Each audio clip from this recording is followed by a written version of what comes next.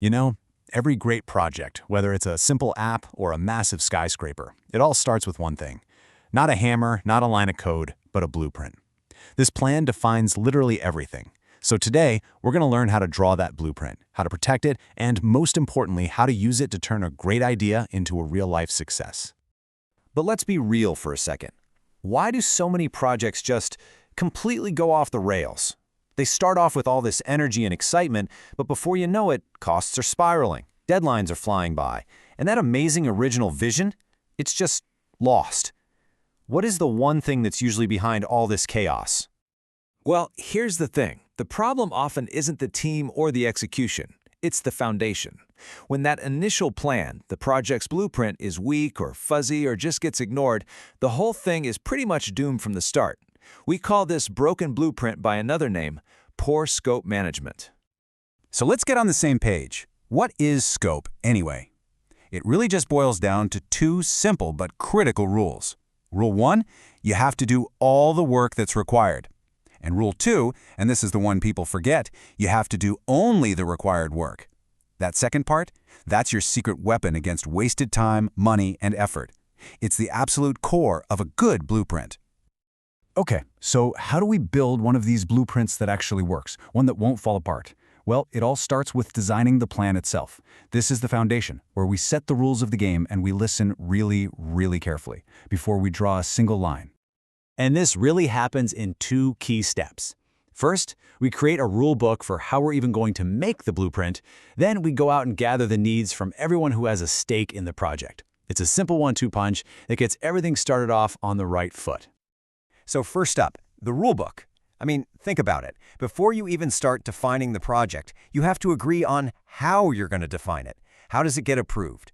And maybe most importantly, how are you going to handle changes down the road? Because they will happen. This is all about getting the process straight from the beginning. Now, the official term for this is plan scope management, but don't let the jargon scare you.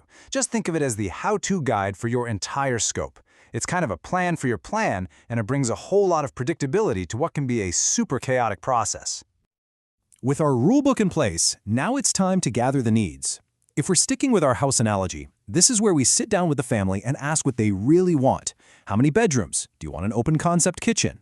It's all about getting a deep understanding of what your stakeholders are actually picturing. And listen, this isn't just some casual chat over coffee. It's a very structured process. First, you have to determine what everyone actually needs.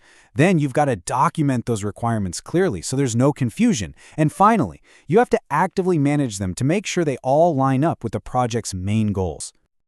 All right, the rulebook's done, the needs are gathered. Now we get to the fun part, actually drawing the blueprint. This is the phase where we take all those abstract ideas and we turn them into a detailed, concrete plan of action. And again, this breaks down into two main moves. First, we have to clearly define the what, the big picture. Then, we take that big picture and we break it down into smaller, more manageable pieces. Now, defining the scope forces us to get crystal clear on a really important distinction. You see, there's product scope. That's the actual thing you're making, its features and functions. And then there's project scope. That's all the work it takes to make that thing. This is so crucial. A brilliant product idea is completely useless if you haven't planned out the work required to actually build it. So once the scope is defined, you can't just drop a giant 500-page binder on someone's desk and say, go for it, right? You have to build a structure. This process is called decomposition, and it's all about breaking that massive project down into smaller chunks that people can actually wrap their heads around and execute. A great way to see this in action is in Agile software development. They'll take a huge initiative, what they call an epic, and they'll chop it up into smaller features. And then those features get broken down even further into tiny, actionable user stories that a developer can work on. This is what makes a massive blueprint actually usable for the whole team. So the blueprint is drawn, it's all broken down, right? Ha! Not even close. Now comes the really hard part. Protecting that blueprint and making sure the vision we all agreed on actually becomes a reality. This last phase is all about two things. First, constantly monitoring the work to keep it on track with the plan. And then, at the very end, getting that final official sign-off that the job was done right. Now, monitoring and controlling scope is not a set-it-and-forget-it kind of thing. It's an active, ongoing process. You are constantly checking progress against the blueprint, and you are carefully managing any requested changes. This right here is your #1 defense against what we all dread, scope creep. And that brings us to the final step. Validate scope. This is it. This is the moment of truth. It's like the final walkthrough with a client where they inspect everything you've built and officially accept that you've delivered on the blueprint.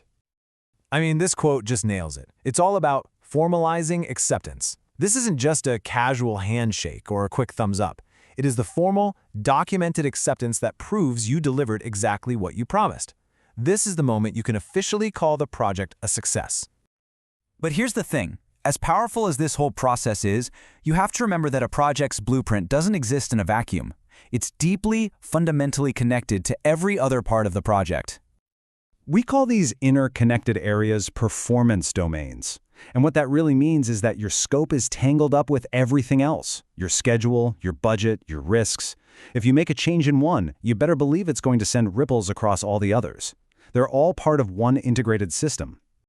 Which brings us to a final, and maybe the most crucial thought. A perfect blueprint, well, it's just paper, right? It's totally useless without a skilled, motivated team to build it and happy stakeholders to use it. Which raises the next big question. How do we manage the people who actually bring that blueprint to life? We'll dig into that in our next explainer. Thanks for tuning in.